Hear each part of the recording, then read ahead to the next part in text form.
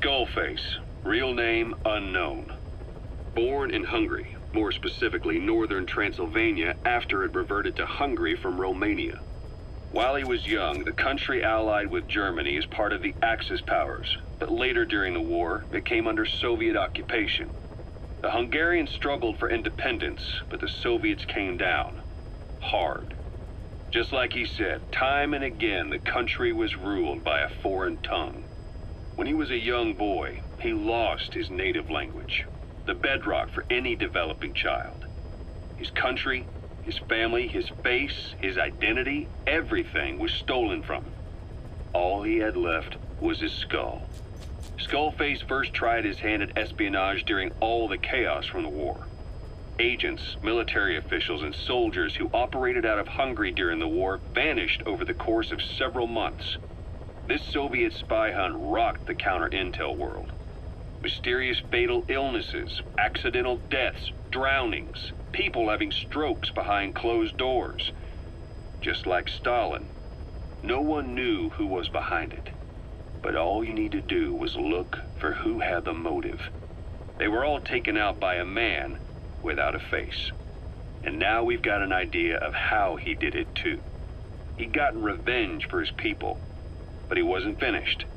Skullface defected to the West, eventually ended up with the SAS. That's where he met Zero. It's possible he began planning this whole thing back then. It's hard to say. In any case, Zero made him his XO.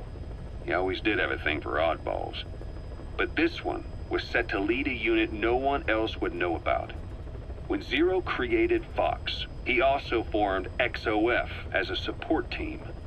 An unconventional special forces unit designed to support Fox, make it stronger, with Skullface given the orders. Zero never even told the boss about it, nor the CIA, naturally. If Fox was Zero's silver bullet, XOF was the recoil when he pulled the trigger. Just like Newton's third law. While you were with Fox, Skullface was operating behind the scenes. Sometimes as your backup, sometimes as a mole or a scout, sometimes as your cleanup crew. Fox's tale, making sure the mission succeeded and that you survived. We only have his word to go on, but Skullface's goal was revenge against those who'd use language to subjugate people. Those corrupting a people's identity by forcing a new tongue on them. Those using the power of language to control information. Naturally, that set his sights on Zero. To Zero, English was simply the most convenient code. But to Skullface, English was a parasite. And by eradicating it, he'd stop the world from being eaten away. If that didn't work, he was ready to see the world scorched by nuclear fire. To save language, culture, and race from annihilation, he was willing to overstep the hands of the doomsday clock. That is, of course, if you believe anything he had to say. Boss, we gave Ralph, that kid who died in the accident, a burial at sea. The man in charge of that facility has been severely punished. But ever since, the kids have been acting strange. It's obvious they've lost their trust in adults. I was getting reports of them ignoring the staff, or getting insolent, and even violent. And a few days later, several of the kids did a disappearing act. They snuck into choppers and shipping containers and got off base. Why? Your guess is as good as mine. These kids were born in a war zone and forced to grow up as war fighters. If they're left alone, war is how they'll die. But I thought we showed them there are other reasons to live. I never liked having children on Mother Base. But the thought of them going back to the battlefield and picking up their old lifestyle is something I can't stomach. It makes me think of Chico, 9 years ago. We have to get those kids back. Hell, they know too much about our operation. I never expected even the kids to betray us. Snake, you remember the White Mamba? Of course, he's been going by Eli since we brought him on base. He was the leader of the child soldier unit we took out of that village and into our protection. Well, according to the kids you brought back here, all the escapees were especially close to Eli. There's reason to suspect he's behind all 6 escapes. We've already detained him. I'll be questioning him shortly. Wait. You'll be? Ocelot. You're incapable of taking an impartial stance with those kids. Question them all you want. It'll get you nowhere. Ocelot, you get too many kicks from your art of interrogation. It's not a matter of art. It's about quick, minimal strokes of psychological warfare. That's what gets the answers. And it's the best way to keep both questioner and subject safe. The risks only increase the more an interrogation drags on. At that point, it causes as much pain to the inflictor as the inflicted. Like I said, too many kicks. What I'm trying to tell you is we need quick results. Otherwise, it'll be too little, too late. I know that. And besides, I know the subject. I won't go overboard with a kid. Forget it. You're not needed. Snake, we'll want to question the other kids too. Be sure to bring them all back. Snake, about the escaped children. Eli confessed. The way he tells it, they wanted to go back to the battlefield. Don't rob them of their freedom, he said. If you bring them all back, there will be consequences. Next to be asking for our surrender. Consequences? What consequences? No idea. That's all I have for now. You're too attached to those kids. Stop protecting Eli. Listen to yourself.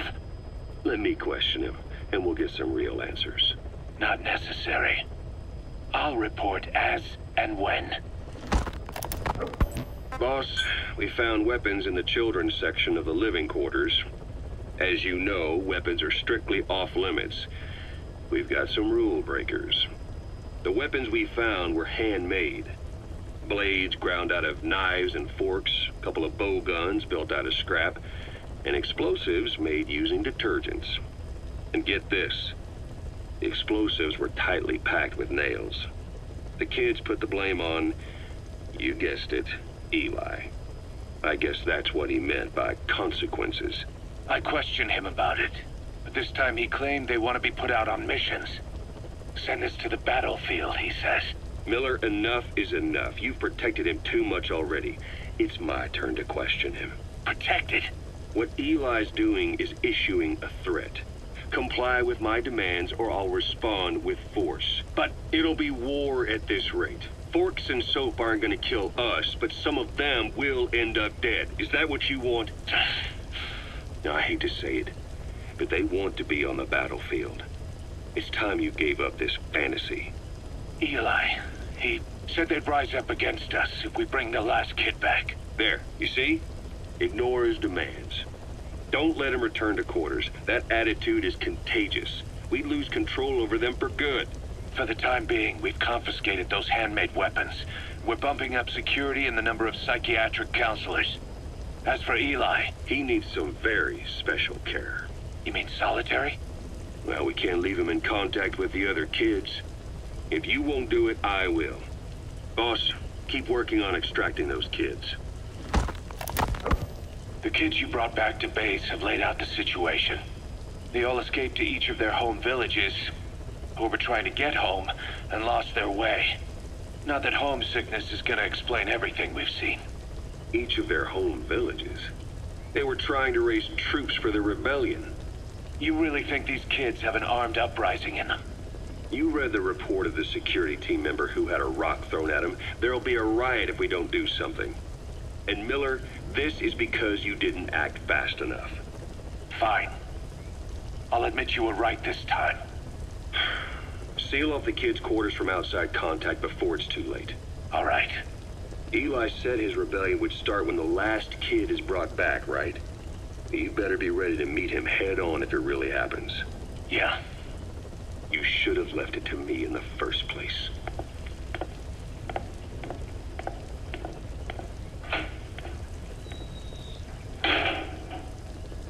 Boss, they're just kids. We have a responsibility to see that those kids make it. It's not about feeling protective or the pros and cons. I hate kids. That's exactly what I heard from the people who raised me. People who abandoned me, more like. That's the spark that kept me going, you know? I wanted to show those adults what I was made of. Wanted to get back at them one day. But before I knew it, I was all grown up. Never saw it coming. All of a sudden, people treated me as an adult. Some adult I turned out to be. But I feel like if my life had been different, if the adults I knew had been different, I could have grown up better. Yeah, that's it, all right. I wanted to use those kids to test that theory. That's all this was. From their point of view, I'm no different from the assholes who gave me a hard time. When this is all blown over, I'll talk it out with them. If that's still possible. Boss, there are still kids out there. Bring them back safe. Boss, it's me. Eli's revealed what he wants. He wants to speak with you. With Big Boss. He just said, bring my father here. Eli's too smart for his own good. No way to tell what he's thinking. All we know for sure is his men are important to him. That means we can use the escaped kids as leverage in any negotiation. Once you've brought the last one back, I'll interrogate him. If the kids do rise up, we'll meet them full force. End of story. I didn't want things to turn out like this. We could have prevented it, but it's too late now. If Eli means to take this all the way, he's gonna force us to do the same. Boss, go get that last kid. You know, when you brought back all the child soldiers who escaped, Eli knew they'd returned. Needless to say, nobody said a word to him. I guess they got a message to him somehow. Eli wasn't put in a corner in time out. He was locked up in that room, completely cut off from the outside world. Then how'd he find out? It's only one possibility I can think of. The Soviet Union has been researching military applications for psi phenomena. Psi? Things like psychokinesis and ESP, extrasensory perception. You mean moving objects without touching them? Knowing what cards somebody's holding up? Psychic powers? Come on. I thought that was just another bunch of disinformation aimed at the West. Just bear with me a second. One type of ESP is telepathy. It's the ability to know another person's thoughts through non-verbal means. You're saying Eli read our minds? It's the only idea that doesn't involve someone getting to him. Ocelot. Look, psi research isn't some hocus pocus. It's all evidence-based, scientific. There's gotta be another explanation. Maybe one of the kids stuck a note to your back. I hope that's the case. But I am convinced that they have, or Eli has, a connection to some force we have yet to identify. You better watch yourself, boss. How am I supposed to do that? If he is depending on something for help, well, that's his Achilles heel. If you can figure out what that something is, you might be able to use it against him. I'll keep that in mind. Oh, and the medical team is looking after the kids left on Mother Base. For the moment, they don't seem too panicked. But boss, get this.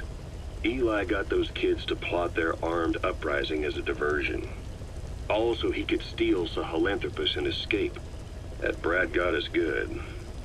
Set us up and knocked us down. And then there's that mystery kid who was with Eli. With those two working together, I'd say things won't be over for a long time yet. We finished decoding the informant's report.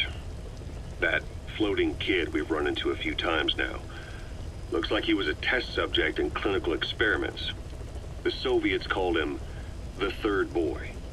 The third boy was brought to a lab on the outskirts of Moscow from Czechoslovakia, after which he was due to be sent to a research center in Leningrad, then Siberia, and finally an academic town in Novosibirsk.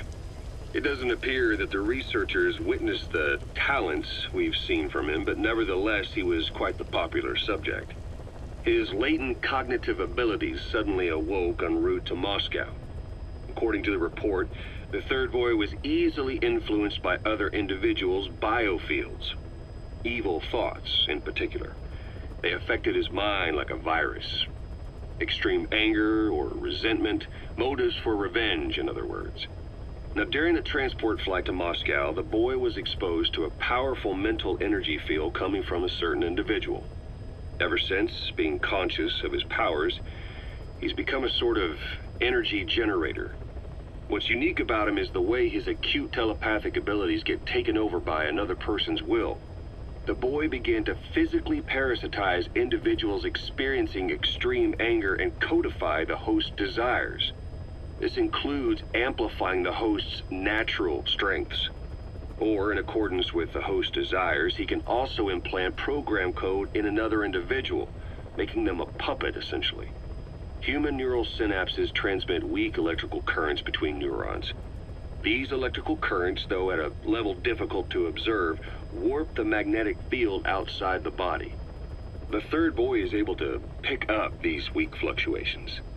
Contrary to psychotronics, which involves controlling the human mind, his abilities as a receptor are too high. The emotions he picks up from another individual are amplified and unleashed into his body as they recur in his brain. They turn into microwaves, which then affect the physical world, triggering paranormal phenomena like the spontaneous combustion of organic matter or psychokinesis, moving an object without touching it. There's one other thing. While he's parasitizing a host, the boy's ego gets shut away, allowing the will of the host to take control of his powers, like some annoying static drowning out your own voice. That means he isn't responsible for what's been happening. Somebody's extreme anger has manifested through the third boy's powers in ways none of us could have predicted, which would mean this was going on somewhere around us. Looking back on it, a lot of things make sense now. The man on fire, Sahelanthropus, they both came to life thanks to the third boy's powers. Everything has been happening through him as a catalyst. We first saw him in the hospital on Cyprus. The boy parasitizing the man on fire's desire for revenge gave him his new abilities in return. He next appeared at the Hamid Fighters Fort where the honeybee was hidden. There, the boy parasitized Skullface's vengeful mind. He controlled Sahelanthropus, making it do whatever Skullface wanted.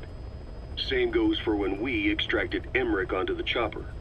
When he appeared at the Devil's House in Central Africa, Skullface's will controlled the man on fire via the third boy's powers. Everything is clear up to this point. But even the informant couldn't pinpoint who the host was in the cave within Surat power plant. Sahelanthropus suddenly became active, then crushed not only the man on fire, but Skullface as well. Surely neither of them could have been the host. Who else was at that location and bore anger more extreme than either of them? Whose will was controlling Sahelanthropus? According to the report, emotions transmitted in children's brains affect the surrounding magnetic field more strongly. Cerebral nerves are covered with insulation called myelin sheaths to increase impulse speed. The reason for this leakage has to do with the fact that children's myelin sheaths are still developing. So, how many children do you remember being there? Children with a burning desire for revenge and bearing a grudge against you. I can think of only one. Eli. We don't know what kind of life he's had, but the resentment he's shown toward adults is nothing short of extraordinary. The third boy resonated with Eli's mind. And that means Eli bore the strongest animosity of all individuals within the boy's reception range, estimated to be a 3-mile radius, beating out even Vulcan and Skullface. The third boy has probably remained hooked on Eli's anger since. You remember at the Devil's House, the third boy showed an interest in Shabani? That must have been his ego making a rare appearance. He may possess abilities far beyond anyone else in the world, but he's still a kid. Maybe them both being kids was enough to bring them together. And if so, maybe with Eli, he isn't feeding off him, but acting in symbiosis with him. So what kickstarted the third boy's powers? If we look at the location and time that his plane went down, we can make a pretty good guess. When the plane experienced the first anomaly, it gave an accurate report of its position to a control tower, due north of the Black Sea, 125 miles east of Kiev. Dead south on the Black Sea is Cyprus's Green Line. So the plane's position was directly north of the hospital where you'd been asleep for 9 years. And this anomaly was reported at exactly the same time that you woke up. The plane was enveloped in flame from the inside out.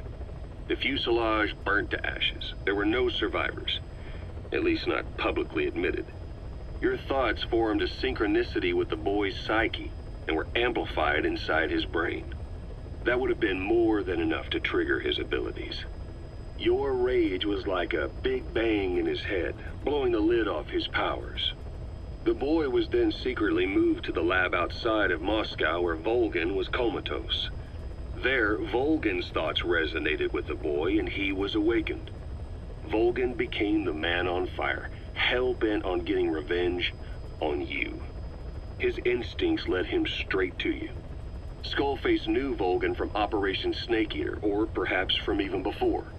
Monitoring this pair of extraordinaries, he discovered the hospital and sent his assassin and XOF. Skullface was probably watching the situation from close by. Then, realizing how useful these two test subjects could be, he approached them. Reacting to Skullface's thirst for revenge, this time the boy let Skullface's will control Volgin. Volgin, at times driven by personal revenge, at times through Skullface's will, kept on moving, though his body was little more than dead meat. Perhaps there were moments where even your thoughts affected him as well. But without the boy's power, it was like the plug had been pulled from the socket. Everything was powered by anger, malice, revenge. This is how the end of the report sums things up.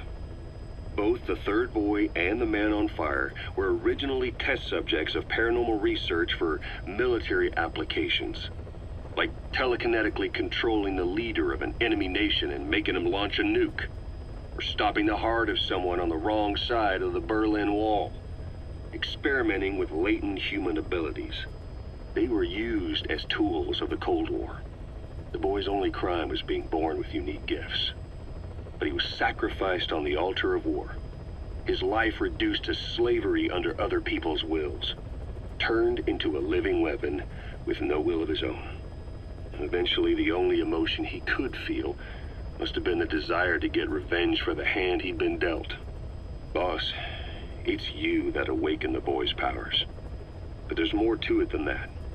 I guess the anger emanating from you was something he could truly relate to.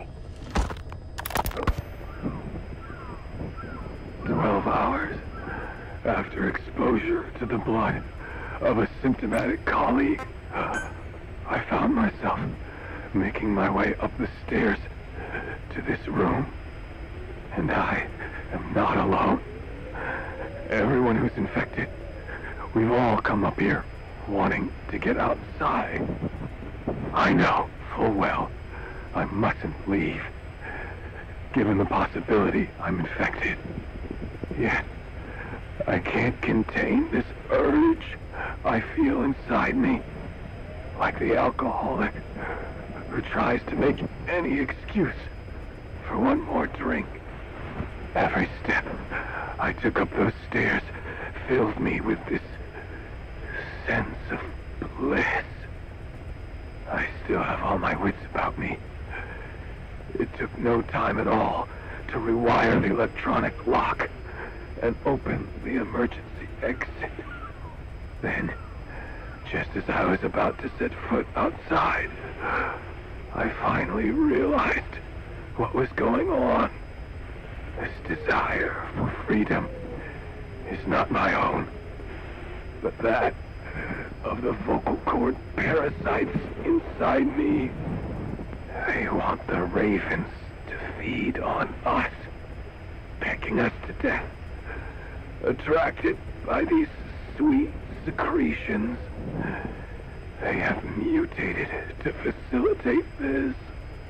The sweet smell is powerful enough to attract even a species with such a weak nose. So, before the parasites take complete control, I must. Most of the staff in here are already infected. At least, everyone I've looked at is. Infection with this parasite causes a high fever in the pharynx. I have modified a pair of night vision goggles to react only to this temperature range. With these goggles, you can identify who is infected, other infected, will, like me, feel compelled to make it outside. If the ravens get their meal, they'll head for land next. That cannot be allowed to happen. The whole idea of the vocal cord parasites was that they'd only copulate once exposed to a specific language over time. But the parasites infecting our men in the laboratory laid their eggs straight away. The larvae were eating their lung tissue almost immediately. What kind of mutation was it? Those who were infected and cured still carried the vocal cord parasites in their throats. They were still there, but the males had been rendered female by the Wolbachia, and copulation could not occur, so we thought.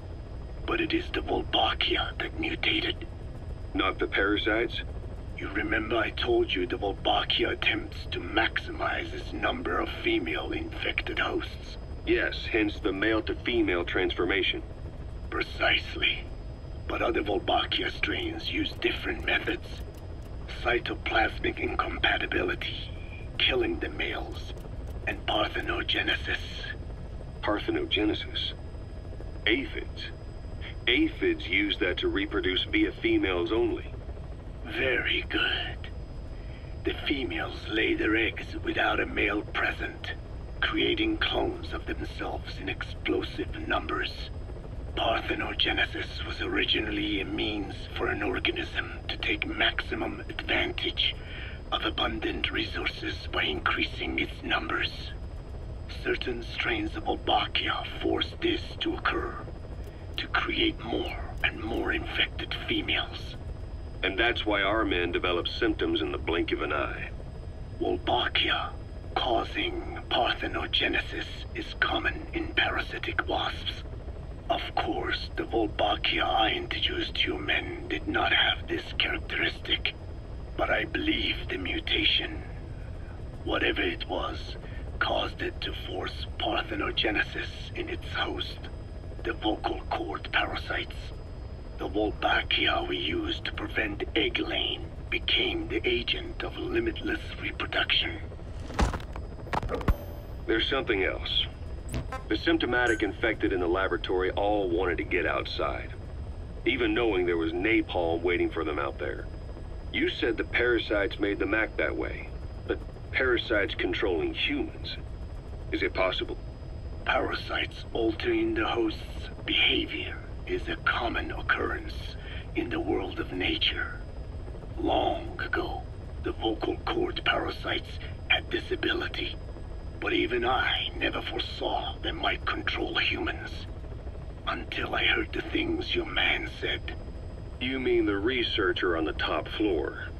The bit about, I'm not a snail. Yes. Among parasitic worms, there is a genus called Leucochloridium that uses snails as intermediary hosts. As you know, snails prefer dark, gloomy environments. But once parasitized by Leucochloridium, they desire to be in the light. And that is not all. The parasitic worms thrust themselves into the snail's antennae, making them swell to abnormal size. The snail, meanwhile, frantically wiggles his antennae as the parasites squirm inside. The swollen, wriggling antennae soon resemble caterpillars. I don't get it. It is so they can be eaten by birds. Leucochloridium needs a bird as its definitive host. To breed, they require their snail host to be snapped up by a predator.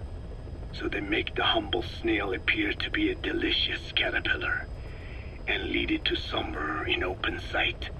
So you mean the staff trying to get outside was so the birds could pick at them. The parasites altered their mental state, making them crave higher places and to be outdoors. I can only surmise that both the Wolbachia and the parasites mutated. Before the ancestors of the vocal cord parasites infected humans, their hosts were birds. What we saw in the laboratory was some throwback to that time. The parasites attempting to make birds their intermediary hosts. It sounds insane. A praying mantis that is host to a parasitic hairworm will dive into water and drown itself, just so the hairworm can lay its eggs in water. Rats infected with Toxoplasma gondii lose their instinctive caution and run right up to cats. Just some of the many ways parasites control the host. But we're humans. Surely our minds are too complex for that. I thought just the same. Free will is what makes us human, so it never occurred to me that the parasites could be controlling the symptomatic. But the mood, the will of a person can be easily affected by the balance of their cerebral substances. Take the toxoplasma I mentioned.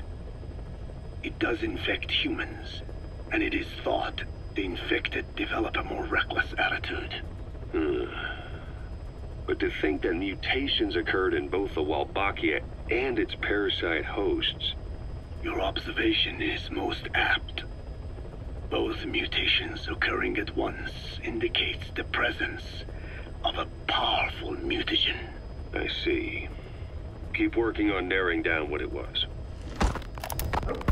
I want to thank you, Code Talker. Your pinpointing the cause of the vocal cord parasite's mutation enabled us to purge an enemy from Mother Base. You mean that scientist? Yeah, I was convinced he betrayed us, but I was wrong. He was never on our side to begin with, so ultimately there was no traitor among us. And yet I made everyone distrustful with my talk of spies, the end result being men turning on each other in the laboratory. You must not blame yourself. They were all infected with the mutated strain. The outcome would have been the same. You know, we defeated Skullface, but it didn't lessen our pain. It's a pain we'll never be rid of. I see that now, but I thought I could burn it away. In the end, all I burned was our own men. Infectious diseases, parasites. Without such foreign enemies, the immune system will start attacking the body, developing allergies and autoimmune diseases. The same is true of organizations. You're right. But I do not deserve to rebuke you. My desire to retaliate against the English language is what attracted me to the vocal cord parasites in the first place. Had it not been for that, I would never have been used by Skullface. We both allowed revenge to crawl into our minds and lay its eggs. Sahelanthropus will unleash that thirst onto the future. How long are we going to be tormented by what he left behind? There is no choice but to live with that pain. Be symbiotic with our vengeful nature. Whatever we do, we must not allow that thirst for revenge to control us. The whole base is busy getting ready for Peace Day. Miller has finished writing his song, so I went with Professor Galvez to listen to it. Miller was really into it, humming away as he played the song on his acoustic guitar. But the song melody did not match up with the guitar chords at all, and it sounded more like a mess than music. Miller's very enthusiastic, but I think he's tone deaf. I guess the guitar backing sounded good at least. But as I was wondering how to break it to Miller, Professor Galvez took out an odd instrument. It was just two antennas sticking out of a box, more like a radio than a musical instrument. He said it was invented by the Soviets, but why would Professor Galvez own a Soviet-Russian instrument? I asked him, and he told me music has no borders. Well, I cannot argue with that. Good music is something people of any nation can appreciate. Why not abandon war and just make music together? But anyway, the professor offered to try playing the melody on his instrument in time with Miller's guitar.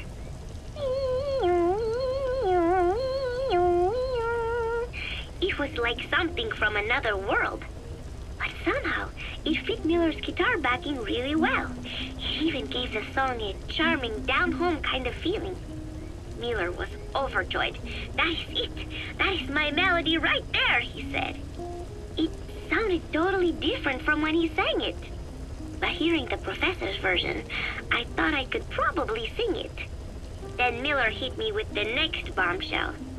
"Buzz, you write the lyrics." I did not know whether to scream or to run out of the room. There was only 1 week left until Peace Day. So, as if putting me on stage to sing was not enough, Miller even expected me to write the lyrics. He even said he had thought of the title already. Love Deterrence. As if he had done the hard part. Deterrence, love, deterrence? Deterrence it is when nuclear weapons prevent war, right? I do not see how love fits in.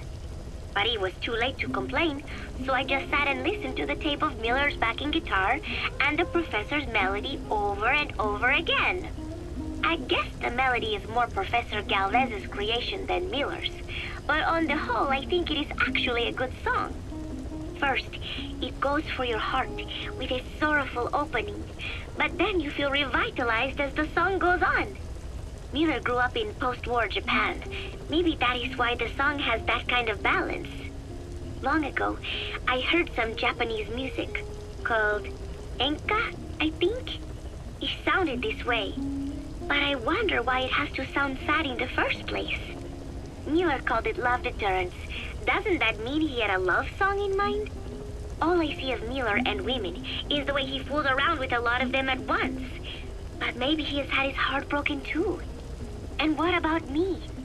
I found myself thinking about Chico and Snake as well. I know Chico has a crush on me, so naturally he should come to mind. But why Snake? He saved me, and I feel indebted to him. But I thought that was all he meant to me. Why does my heart flutter when I think of him? It is embarrassing to be unable to control this emotion. There has to be a way to suppress it, to forget it. But maybe that is what love deterrence is? With that thought in mind, I went to my desk and began to write and write. Just 3 days left until Peace Day. I finally had a decent draft of the lyrics, so I showed them to Professor Galvez first. He liked them. He said I had done a superb job capturing the sense of a young girl's troubled heart.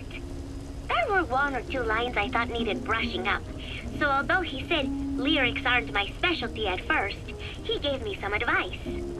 Everything he said made perfect sense. When I tried putting in his changes, they made the song feel deeper, more sincere. That is the professor for you. He always has the answer. With the lyrics finished, I was ready to show Miller. He does not often take things seriously, but all of a sudden, he was saying, "Paz, you have the soul of an enka songwriter." And I did not even listen to enka all that much. Maybe I am pretty talented after all. But still, it took so much time to write the lyrics that there is hardly any time left to rehearse before Peace Day. The 3 of us rushed into the makeshift practice studio on Mother Base to see how we sounded together. Miller strummed away with a big smile on his face. I sang the main melody, and Professor Galvez improvised a backup melody. I know the professor is smart, but is there anything he cannot do? And Miller's guitar playing sounded a lot better now that he stopped singing. But I can hardly criticize his voice. I thought I had learned the song well enough listening to the tape as I wrote the lyrics, but I had trouble with the pitch and kept missing the rhythm. I have to practice, but there is almost no time left. It is just 3 days until Peace Day. Wait, I thought there were 3 days left before. I went and checked today's date with Miller and the professor. The date has not changed. It is the same day. Something is strange. Am I reliving the same day? Peace Day never came. Every morning I wake up expecting it to come, but it is always 3 days away. That cannot be it. I have not woken up at all. It is just a dream. It is all a dream. I am in it, and you are in it too. I am the dreamer, but you are having my dream. Do you get it now? You do, don't you? Peace Day never came. With 3 days left, I followed my orders from Cypher and launched the operation. I hijacked Zeke. I fought Snake. I lost and was thrown into the ocean. I survived, but I was captured by Cypher. How happy I would have been if they had let me die then and there. But wishes do not come true. We just cling on to our dreams, our phantoms, mine and yours. But I think this one is coming to an end. After all, you have figured it out now. You can kill Skullface, murder Huey, slaughter Zero, burn the whole world down, and it still won't bring me back. Me, or any of the dead. And that was our business. War. We bought our daily bread with money paid to us for killing. Maybe us getting killed was just balancing the scales. You know, Mother Base was never the heaven we wanted it to be, but I was still happy to have lived with everyone there. It was such a short time, such a hypocritical peace. But while I was on Mother Base, I was happy. So, I hope I am not the only one who looks back on those days with happiness. There is more to remember than hatred and rage.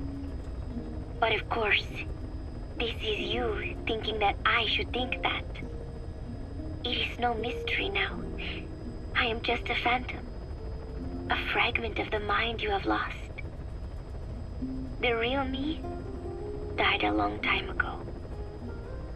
But even so, more so, I can tell what you are really feeling. The real emotion that is locked away at the bottom of your heart. Let it fly out. Let it guide you. Live. I think it is my job to tell you that. That is why I exist. So this tape is the last one.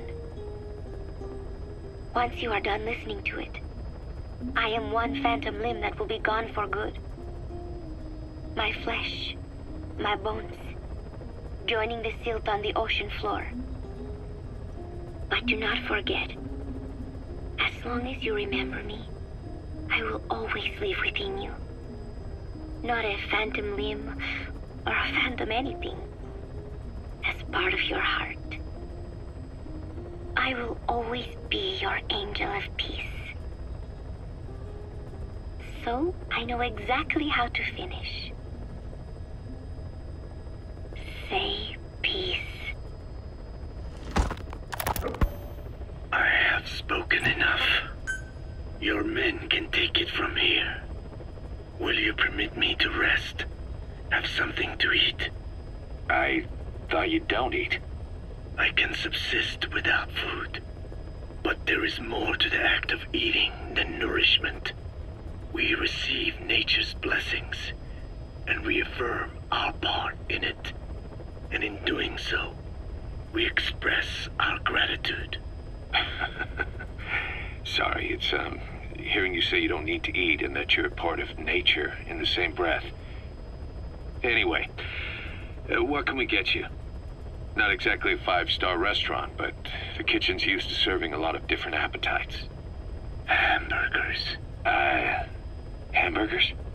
Even we Dine have become Americanized.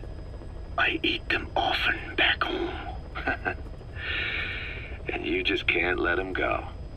Well, as far as symbols of the American Empire go, hamburgers are pretty good. The victory of capitalism. Your people suffered so much at the hands of America, and you ask for hamburgers. We have suffered more than you can know. but I do not see hamburgers as an accomplice. A single dish, providing a balanced helping of nature's blessings. Meat, grain, and vegetable. How could anyone hate such a magnificent thing? Says the guy who can survive on photosynthesis. Balance has nothing to do with it. You just like a good burger. That is also true. Be warned, though. I have very high standards. Don't worry. I do too. All right then. One good old-fashioned all-American icon coming up. I look forward to it. I hope you bought a better hamburger this time, Kazuhira. Right. Well, the last one was lacking in every way. The patty was too thin, the bun too dry, and the lettuce days old at best. Hey, that was 100% all-beef patty, and no shortening in the bun either. Nature's blessings, unadulterated, in hamburger form. Is that it? But when taste falls short, so does our gratitude to nature. Making such precious blessings unpalatable is sacrilege. I hate to admit it, but I think you're right. I should have known better than to settle for second best. That's why I had him run some more R&D, develop a new burger. In fact, one of our researchers just dropped by with the latest results. Here it is. See how you like this? We shall see indeed.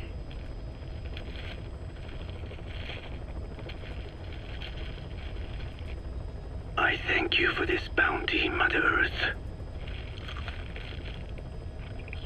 So, what's the verdict? Not bad. And? But it does not hold a candle to what I ate back home. Everyone's a critic. Damn it. I was sure the Kobe beef, but maybe we didn't add enough. If we add any more, we're cutting into our profits. Profits? We'll be taking a loss on every unit. What are you talking about? Huh? Oh, anyway, I'll be back with another round of product. I will be waiting. Did you say product? Feeling hungry, old timer? Old timer? I do not get hungry, no. But you have a new hamburger? You guessed it. And this time we use lamb. Lamb? You're not a lamb kind of guy? A hamburger is made of beef. Who ever heard of a hamburger without beef? Yeah, but we gotta stay fresh, stand out from our competition. You're what? Just give it a try. If you say so.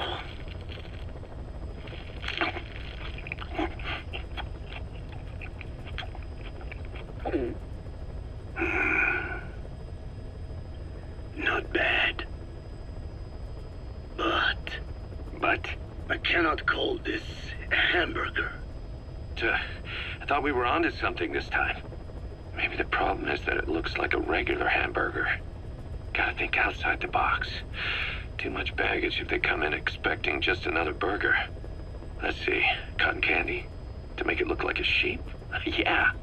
Just a minute. You really think people would eat that? What is it you are planning? Are you using me? A taste tester? A one-man focus group? Well, actually, I've already started. I got a place called, Miller's Maxi Buns. You are kidding me. Well, to be honest, business hasn't been great. No one seems to like my, buns. The Ocelot said Diamond Dog's budget did not add up. But you don't mean to tell me. What?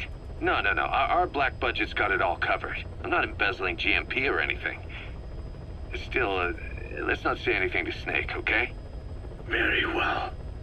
However, Kazuhira, it takes more than premium ingredients and a clever recipe to satisfy the palate. Okay, so what do we do?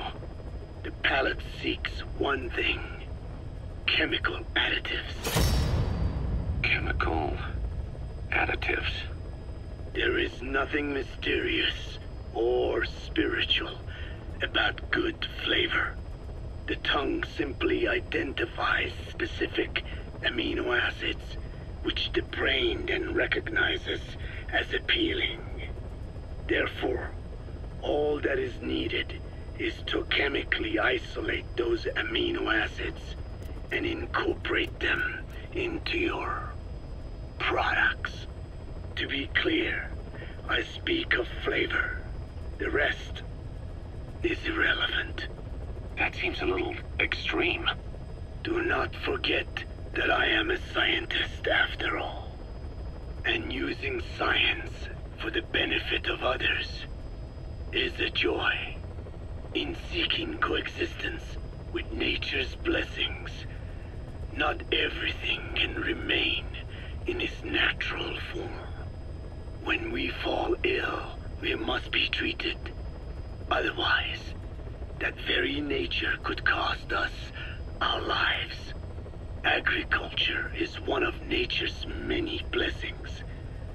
But through that process, we damage the surrounding vegetation. Yeah. Whether it's a massive farm or a tiny field, we always leave our mark on the land. The same is true of parasites. And for food preparation.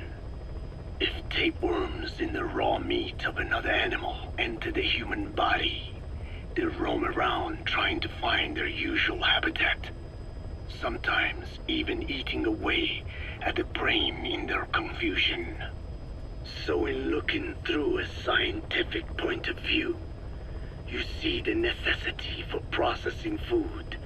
Yes, it is also sometimes necessary to eliminate certain parasites, or selectively use or even modify others. Alternatively, we could say that if a man is part of nature, the work he does is also part of it. What is important is the balance. Yeah, you're right. Thanks, old-timer. You really opened my eyes.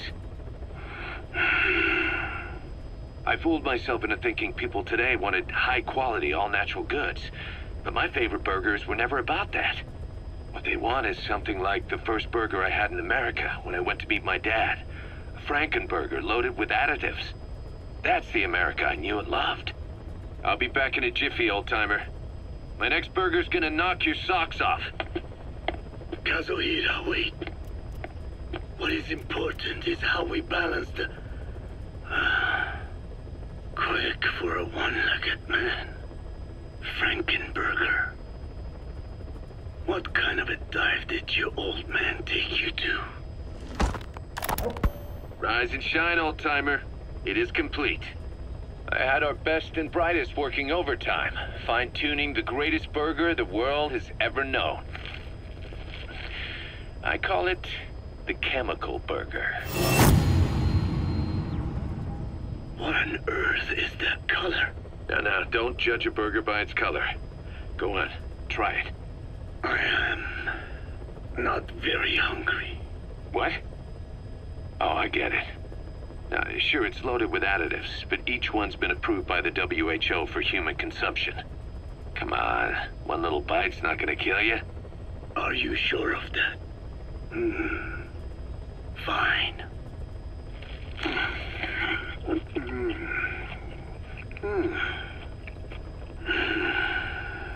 Well, what do you think? It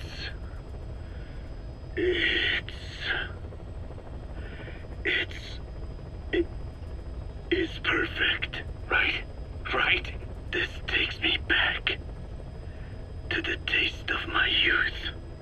The neon signs on the Mother Road. Oh, I can see them What do you think of our science now? And it doesn't just taste great. You won't believe how cheap it is to make. And because it's pumped up with preservatives, it won't spoil easily in regions lacking refrigerated storage or transportation infrastructure. This bad boy could even solve Africa's hunger problem. Excuse me. People will no longer fight over food or find reason to hate one another. Mankind will come together, reunited between these fluffy buns. Forget Pax Americana. Say hello to Pax Hamburgana. Pax Hamburgana. Skullface thought that destruction was the way to free the peoples of the world from American imperialism. But this is different. Tackling something head-on just makes for more conflict. Only by uniting the world can its various inhabitants truly become free. Having lived as an American parasite as long as I have, I know what I'm talking about. The chemical burger is poised to be the greatest liberating force the world has ever known. An ethnic liberator. Burger. Now all I need is a better brand image, starting with a name. Gotta run, old-timer. I'll catch you later.